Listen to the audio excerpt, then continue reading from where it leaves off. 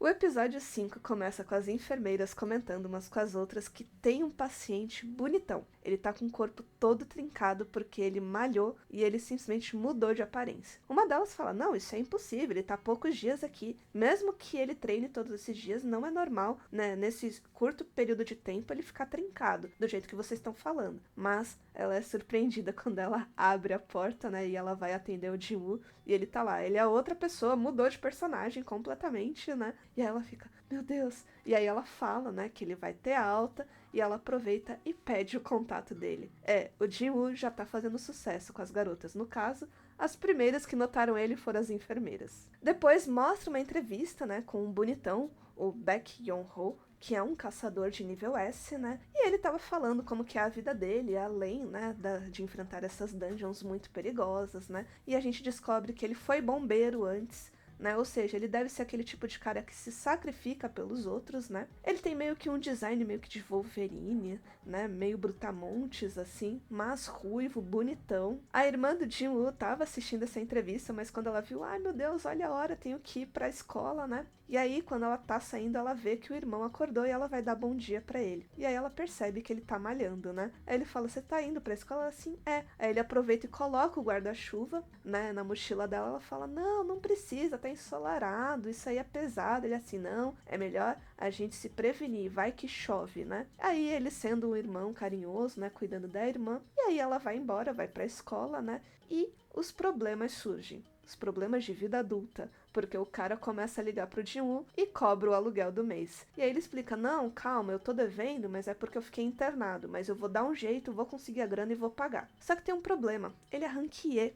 Então as dungeons que ele consegue participar pagam muito pouco, né? Mas ele consegue encontrar uma, né, para participar. E um detalhe importante é que enquanto ele estava escolhendo a dungeon que ele ia, né, mostra uma revista assim. E nessa revista tem 3 personagens: a loira, o cara que apareceu na entrevista e um ruivo de óculos, tá? Esses 3 parecem ter alguma importância no mundo de Solo Leveling. E aí ele corre, né, para essa dungeon aí, porque ele precisa da grana, né? Se apresenta para esses caçadores que estavam ali. E aí ele percebe que todos eles são atacantes e tanque, mas não tinha um healer. E isso deixou um alerta no nosso principal. E aí apresenta um novato, né? O nome dele é Yojin-Ho. No caso, ele é rank D, ou seja, ele é só um nível acima aí do nosso principal. No caso, Yojin-Ho, né, não sabendo aí ler as partes social, assim, que ele não queria muito papo, mas mesmo assim, né, tentando forçar uma amizade. E a gente logo percebe que ele deve ser fã de cavaleiros, porque ele tá com uma armadura totalmente espalhafatosa. E a gente, meu Deus, por que ele tá com essa armadura? Ele é rank D, né? E a gente vê que os outros não estão aí com esse tipo de equipamento. Ou seja, ele é simplesmente um cara riquinho, mimado pelo pai. Quando esse grupo, né, eles chegam ali no portal,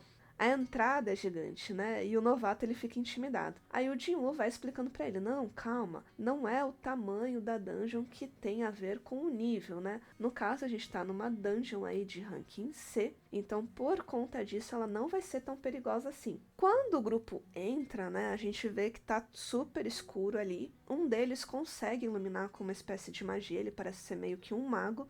E aí a gente vê que tem vários túneis, né? Mas parece ser uma dungeon vazia. Mas o Jin-Woo, porque ele agora tá forte, tá conseguindo prever as coisas, né? Ele, através do instinto dele, percebe que tem monstros do tipo inseto. E avisa todo mundo. E surgem umas formigas gigantes, gente. Aí todo mundo começa a batalhar, a lutar contra elas. O Jin-Woo tá muito forte, ele consegue batalhar contra essas formigas só na base do chute, mas ele faz isso discretamente, né? Longe dos outros. Os que ficaram na frente começam a batalhar, eles são bem coordenados, mas uma coisa que chama atenção é que eles meio que deixam o Jin-Woo e o novato meio que de lado. Já o Yojin-Ho, ele tem aquele equipamento, né, que compensa a falta de habilidade dele e por isso ele consegue batalhar com os insetos, mas a gente vê que ele tá com uma certa dificuldade de novato mesmo. Depois tem um corte para mostrar como o Brutamontes Baek Yeon-ho é forte, é poderoso, né? Os caras estão lá malhando, tipo na academia, né? E o cara lá parece que tá tendo um terremoto. E basicamente é o treino dele, que ele basicamente abre um buraco enorme assim numa pedra, simplesmente com um golpe. Quando volta pra dungeon,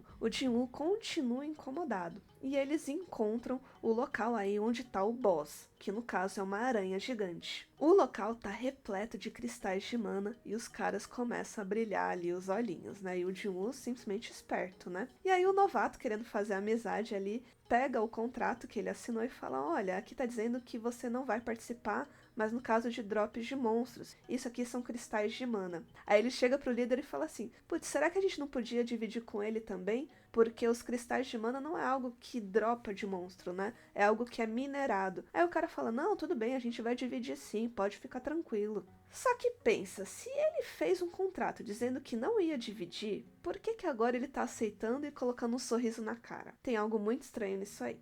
E aí, um do grupo dá aquela desculpa que ele esqueceu o equipamento porque era muito pesado, dá uma desculpa furada ali e fala: a gente tem que ir até lá na entrada buscar. Aí ele dá meio que uma bronca, né, nesse membro aí do grupo e fala o seguinte: ó, vocês ficam aí e vocês podem começar a minerar aí esses cristais de mana. E aí o novato fala: não, mas eu sou a rank dele, a rank E, e é um boss de uma dungeon de nível C. Aí ele fala: não, fica tranquilo, ela provavelmente tá só dormindo, vocês vão conseguir, confia em mim. E deixa os dois pra trás. E nisso que deixa os dois pra trás, ele revela quem ele é. E eles selam a passagem. E aí, o novato e o Jin-Woo ficam presos com a aranha. Por que eles não têm um healer, então, no grupo?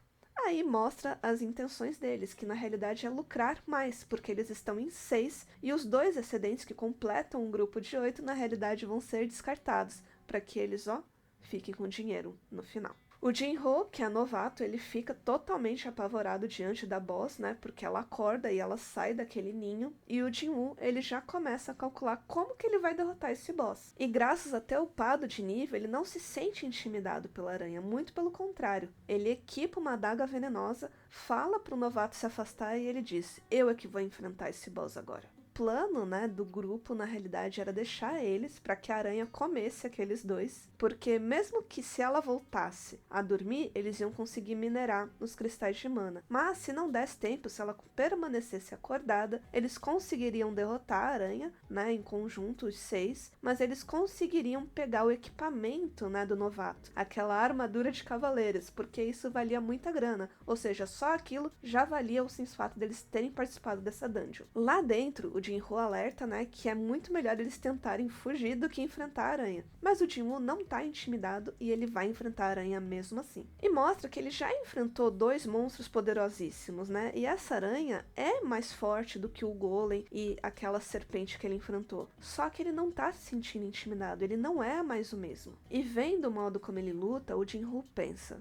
nossa, será que ele falsificou o ranking? Mas não, a gente sabe que ele tá upando, né? Só que isso não é comum naquele mundo. E ele consegue, no fim, derrotar a aranha. E aí o novato fica todo feliz, começa a chamar ele de Aniki, né? Pega os equipamentos, começa a carregar pra ele, dá uma água, ele assim: fica aqui, descansa enquanto eu vou minerar essas manas aqui, antes que a dungeon comece a se desfazer. E quando a gente pensa que acabou, pelo menos agora não tem mais boss, os traidores voltam. E no meio disso tem meio que uma luta de um treino, né? Que tá tendo o loirinho da associação junto do presidente, que é aquele senhor cheio de cicatrizes, né? E a gente vê que ele é super poderoso e provavelmente era um caçador de ranking S no passado.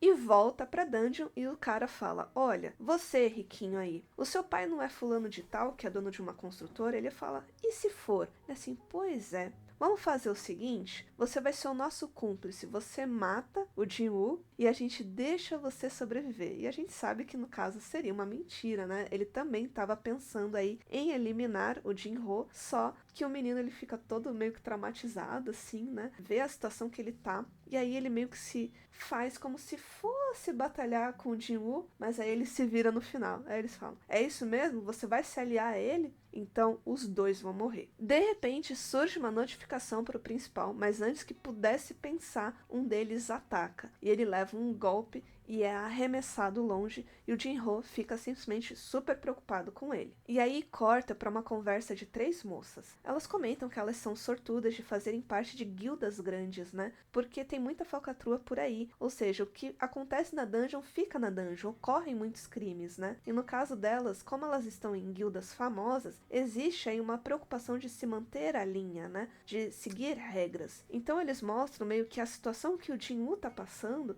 é basicamente uma coisa muito comum de quem não faz parte dessas guildas, né? E que existem muitos grupos cheios de suspeitas, mas que como não se pode provar nada, fica por isso mesmo. E aí volta pra dungeon. E aí ele tá meio que atordoado, assim, do golpe. E aí ele começa, caraca, é isso mesmo, né? O sistema não quer que eu morra. Então eu vou usar o sistema e vou derrotar esses caras. E aí ele muda, né? Aquele Jinwoo bonzinho fica com uma cara extremamente fria. E ele comenta o seguinte, se vocês são caçadores, vocês têm que estar preparados para serem caçados. E aí um deles vai lá, tenta intimidar o Jinwoo. E ele pega a adaga dele e pá! Corta a cabeça de um dos caras. E aí começa aquele pânico. Como assim ele venceu um cara que tá acima do ranking dele? E eles tentam atacar ele de todas as formas possíveis e ele vai derrotando um a um até que sobra apenas o líder. E aí o Jinwoo, ele revela que nesse tempo todo ele não parou de upar de nível e que por conta disso ele era muito mais forte do que esse líder. E ele derruba ele no chão e finaliza ele, mesmo ele pedindo aí por piedade. O novato, o Jinho, ele vomita com essa situação, né, porque é horrível. No caso ele não tá matando monstros, no caso ele matou outros seres humanos, né. E no final dessa dungeon, né, quando a associação chega para verificar o que aconteceu, eles veem que só sobrou esses dois, no caso o de ranking E, que é o Jinwoo, e o novato de ranking D. E aí, olhando pro equipamento do novato, ela pensa, o equipamento é que compensou a sua falta de habilidade. E o outro deve ter se escondido e você conseguiu dar um jeito. O Jinwoo dá uma risadinha assim pra moça, né, porque não adianta contar o que aconteceu ali, aliás, que situação que eles estão, né, só os dois sobreviveram dos 8. E começa a chover e o principal pensa assim, que bom que eu deixei o guarda-chuva com a minha irmã, ela não vai pegar chuva hoje. E acaba o episódio. Gente, o Jinwoo agora, ele é outra pessoa, não só de aparência, mas a gente vê que ele está muito mais sério, ele está muito mais frio, e a gente vê que ele não fez essas coisas porque ele é maldoso, né? O sistema quer que ele fique mais forte, porque no caso, como o grupo veio com uma intenção assassina pra cima dele, o sistema simplesmente reagiu àquilo, não é como se o sistema fosse contra seres humanos, mas sim estivesse protegendo ele, ou seja, aquela missão de urgência que surgiu para derrotar esses caçadores, no caso foi para proteger, foi uma legítima defesa que o sistema encontrou para proteger o Jinwoo. E a gente vê que ele não queria fazer aquilo, mas entre ele morrer e os outros, né, é óbvio que ele escolheu a vida dele porque ele tem família, ele tem a irmã dele, a mãe dele, enfim. A pergunta continua a mesma, o que são esses portais, o que é esse sistema e por que que o Jinwoo simplesmente mudou drasticamente? Né? Porque foi muito pouco tempo. Basicamente, eles mudaram o design do personagem, gente. Comenta aí embaixo o que você achou desses últimos episódios. Se você tá acompanhando o Solo Leveling, dá um like nesse vídeo pro YouTube ver que você tá gostando de assistir o meu conteúdo. Não esquece de conferir se você tá inscrito no canal. E eu agradeço a sua presença e eu vejo vocês no nosso próximo vídeo. Bye!